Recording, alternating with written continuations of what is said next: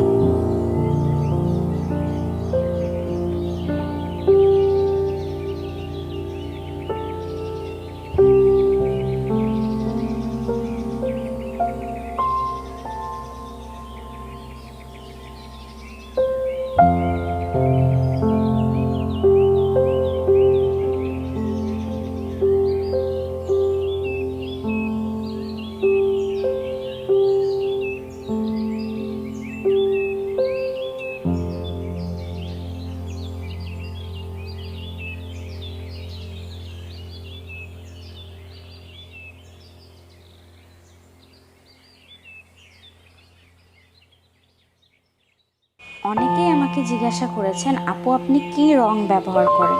তো তাদের জন্য আমি বলছি, আমি আমার প্রতিটা ইউটিউবের টিউটোরিয়ালগুলোতেই বলে থাকি আমি কি রং ব্যবহার করি। সব থেকে কষ্ট লাগে কি জানেন, যে আপনারা টিউটোরিয়ালটি গোটা না দেখেই আমাকে কোশ্চেন করেন। যাই হোক, আপনাদের জন্য আবারও আমি বলে দিচ্ছি, আমি এখানে একরামিন কালার ব্যবহার করি, র একরামিন কালার। এটার সাথে আমি ব্যবহার করি এনকে এবং বাইন্ডার। আর এই একরামিন কালারটা অনেকেই জিজ্ঞাসা করে আপু উঠে যাবে কিনা, তো তাদের জন্য আমি বলি না, এই হ্যান্ড পেইন্টের কালারগুলো উঠে যাবে না। অনেকটা এরকম গ্যারান্টি আমার রং মিক্সিংয়ের ব্যাপারে, যে কাপড় ছিঁড়ে যাবে, রংটা উঠবে না। তো যাই হোক, একে একে কাঠগোলাপগুলো আঁকছি আমি, আর আপনাদের সাথে কথা বলছি। অনেকেই আমাকে এর মধ্যে জিজ্ঞাসা করেছেন, আপু আপনি হ্যান্ড পেইন্টের কোর্স করান কিনা? তো তাদের জন্য আমি বলছি, আমি হ্যান্ড পেইন্টের কোর্স করাই। যারা আমার হ্যান্ড পেইন্টের কোর্স করতে চান, তারা আমার সাথে আমার ফেসবুক পেজ অথবা ফেসবুক আইডিতে যোগাযোগ করতে পারেন। দুইটারই লিঙ্ক আমি ডেসক্রিপশন বক্সে দিয়ে দেব। এই কাঠগোলাপ নিয়ে আমার এখানে তো শর্টকাটে আমি টিউটোরিয়াল দেখিয়ে দিয়েছি। এছাড়াও আমার আইডিতে গেলেই আপনারা এটার যে লাইভ করেছি সেটা আপনারা পেয়ে যাবেন। তো সেখান থেকেও আমাকে দেখে আসতে পারেন আমার এই কাঠগোলাপের টিউটোরিয়ালটি। তাছাড়াও আপনারা আমাকে যে কোনো ধরনের কোশ্চেন করতে পারেন, হ্যান্ড পেইন্ট বিষয়ক বা আর্ট বিষয়ক, আর্ট রিলেটেড। অবশ্যই কমেন্ট বক্সে কমেন্ট করতে পারেন, আমি অ্যান্সার করে দেওয়ার ট্রাই করব। যদিও একটু দেরি হয়, তারপরেও কিন্তু আমি অ্যান্সার করে দেওয়ার ট্রাই করি। যদিও অনেক দিন যাবৎ আমি হ্যান্ড পেইন্টের টিউটোরিয়াল আপনাদের মাঝে আনতে পারিনি, তার প্রধান কারণ আমি অনেক ব্যস্ত ছিলাম ঈদের অর্ডারের কাজের জন্য। তো সেই জন্য আপনাদের সাথে আমি সামনাসামনি আসতে পারিনি, এবং আমি আমার ব্লগ চ্যানেলেও ব্লগ খুবই কম দিয়েছি। তো যারা আমার ব্লগ চ্যানেলটি এখনও দেখে আসেননি বা ঘুরে আসেননি, তারা আমার ব্লগ চ্যানেলটি দেখে আসতে পারেন এবং ঘুরে আসতে পারেন। ভালো লাগলে অবশ্যই সাবস্ক্রাইব করতে পারেন। আর এই চ্যানেলটিতে যারা যারা সাবস্ক্রাইব করেছেন তাদেরকে অসংখ্য অসংখ্য ধন্যবাদ। আর যারা যারা এখনও সাবস্ক্রাইব করেননি তারা সাবস্ক্রাইব করে পাশে থাকা বেল আইকনটিকে প্রেস করে দিবেন, যাতে এরকম নতুন নতুন হ্যান্ড পেইন্ট টিউটোরিয়ালগুলো আপনারা খুব সহজেই পেয়ে যান।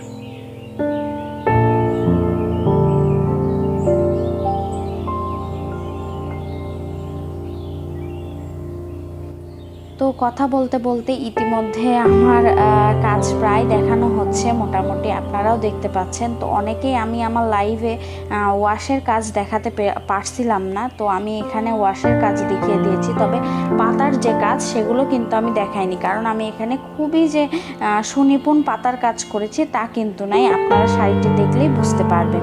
আমি এখানে মানে একটি সহজ পাতার একটা মানে অবয়ব দিয়েছি মাত্র। অনেকেই ওয়াশ দেখতে চেয়েছিল এবং অনেকেই আমাকে কোশ্চেন করে, আপু ওয়াশে আপনি কি ব্যবহার করেন? আমি ওয়াশে শুধু শাড়িটাতে পানি ব্যবহার করে নেই, তারপরে আমি ওয়াশটা করি। এখন আপনারা বলতে পারেন, আপু এতে কি রঙটা উঠে যাবে ওয়াশের কালার? আমি এক্ষেত্রেও বলবো রঙটা উঠে যাবে না। তবে হ্যাঁ, হ্যান্ড পেইন্টের কাপড়ের একটু যত্ন সহকারে আপনাদের ব্যবহার করতে আমি বলবো। এটি আপনারা ধুবেন, খুবই হার্শ কেমিক্যাল মানে হার্শ ডিটারজেন্ট দিয়ে ধুবেন না, মাইল্ড একটা ডিটারজেন্ট দিয়ে ধুবেন এবং ধুয়ে 2 থেকে 3 মিনিটের মতো ভিজিয়ে রেখে তুলে ফেলতে হবে। এবং যতবারই ধুবেন তার সবসময়ই ইস্ত্রি করবেন তার উল্টো পাশে, যেদিকে আপনার হ্যান্ড পেইন্টটি রয়েছে। আশা করি আপনারা আমার হ্যান্ড পেইন্ট বিষয়ক সব ধরনের কোশ্চেনেরই অ্যান্সার পেয়ে গেছেন। ও হ্যাঁ, আমি তো ভুলেই গিয়েছি, আমার কিন্তু একটি ইনস্টাগ্রাম আইডি আছে। আপনারা যদি আমাকে ফলো করতে চান তাহলে আমার ডেসক্রিপশন বক্সে লিঙ্ক দেওয়া আছে, গিয়ে ফলো করে আসতে পারেন।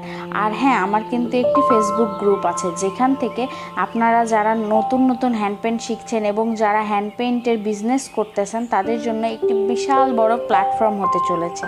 এবং আপনাদের সামনে একটি প্ল্যাটফর্ম এমন যে আপনারা আপনাদের প্রোডাক্টগুলো অন্যদের সামনে তুলে ধরতে পারবেন। তো এই তো আমার কাজগুলো প্রায় হয়ে গেল।